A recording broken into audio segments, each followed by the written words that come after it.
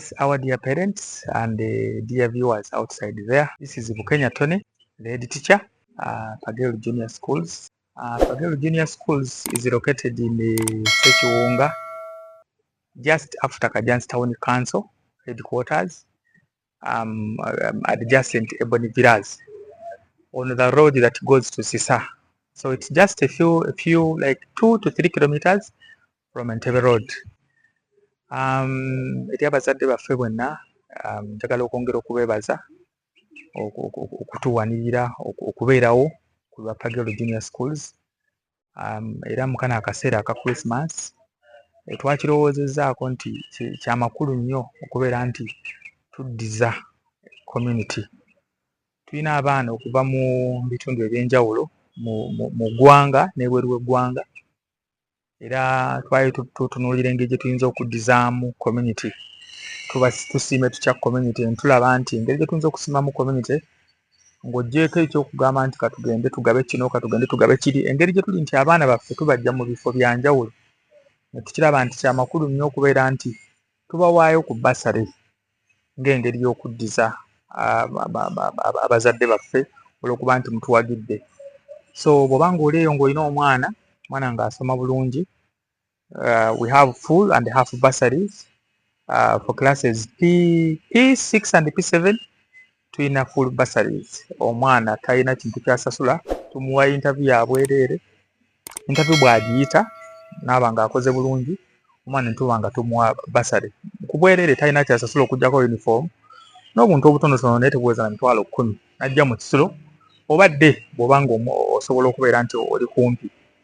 Then for classes P5 downwards, then we offer half bursary to children who are performing well. So if a child is performing well and is in classes P5 downwards, then omwana oyo tuba tumuwa half bursary. Half bursary twakitegeeza osasula makati ga school fees zaffe ze tusasula ng'essomero. So we want to call upon you, dear parents and viewers outside there. If you have a child who is performing well, don't let this child miss out this opportunity.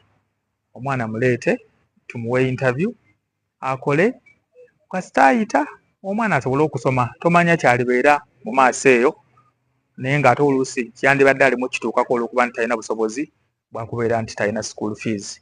So we are calling upon you, tulinawo ebifo bitonotono, akakisa kano mukakozese, mujje mubeere ng'ebifo bino abaana mubaleeta ne bakola interview, so that we give them this opportunity of the bursaries.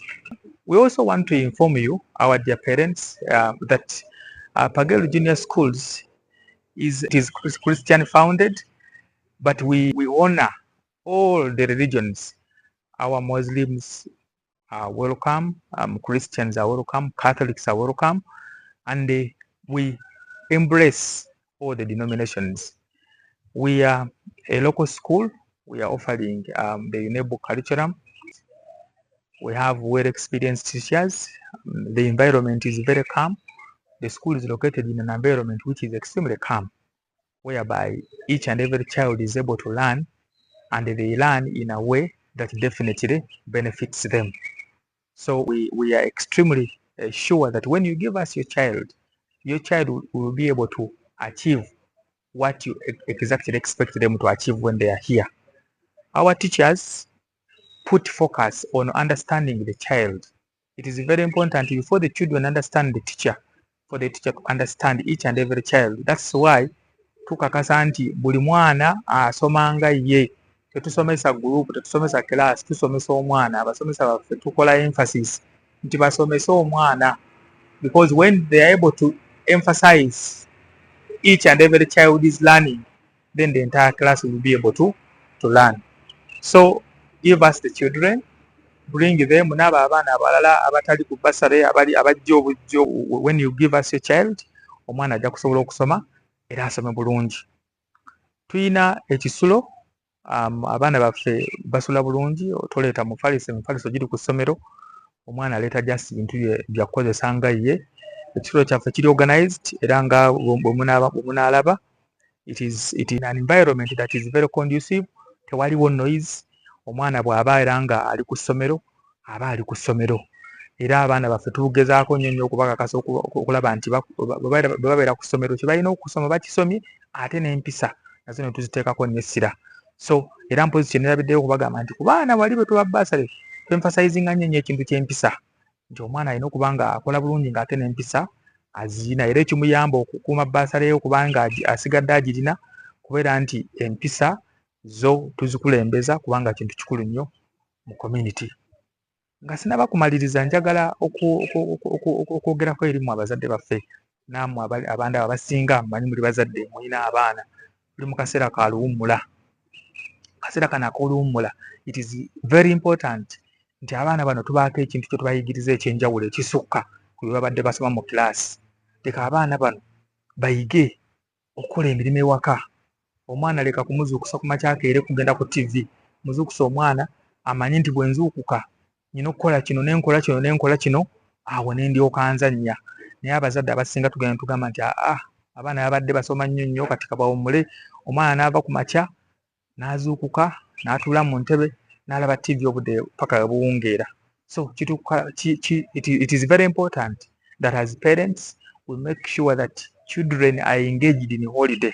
Ne bw'aba omwana talina kintu kye bamuwadde ku ssomero ba holiday package kukola, naye ebintu by'ewaka abaeko kyayiga, amanyi nti emmere bagifumba bwe bati, amanyi nti bwe tuba tulayitinga kyako stove tukola bwe tuti, bwe baba bafumba chai bakola bwe bati, bwe baba bafumba emmere bakola bwe bati, so that when they grow, because tomanya leero oli enkyo oyinza obutabaawo omwana oyo ng'ali mu mikono gya muntu mulala.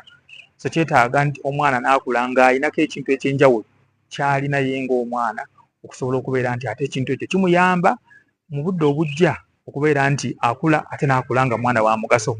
Waliwo ebintu ebirala ebyenjawulo omwana by'ayinza okuyiga mu kano akaseera ka holiday. Okugeza, tuyinza okugaba omwana tumuyigirizeemu ebintu by'emikono. Oyinza okunoonyayo skilling center zimu eziri during these holidays. Omwana n'agenda n'abaako ekintu ky'ayiga, ate bw'aba nga akiyiga ne kiba nga kimuyamba in the near future. So it is very important as parents during these holidays that we handle our children well, so that by the time they come back, bakomawo ng'ate abaana bano ddala balina ekintu ekyenjawulo kye bayize. Era nga mmaliriza, January tugenda kuba nga tugenda mu kiseera ky'okulonda. Tubaagaliza okulonda okulungi. Londa oyo omuntu gw'olaba, omutima gwo obwagala era gw'omanyi nti ajja kubaako ekintu ky'agattako ku ggwanga lyo. Njagala okubeebaza nnyo, era nga bwe natandise, amannya gange nze Bukenya Tony, era nga nze head teacher wa Pagero Junior Schools. Baagala nnyo, Omukama abankuumire.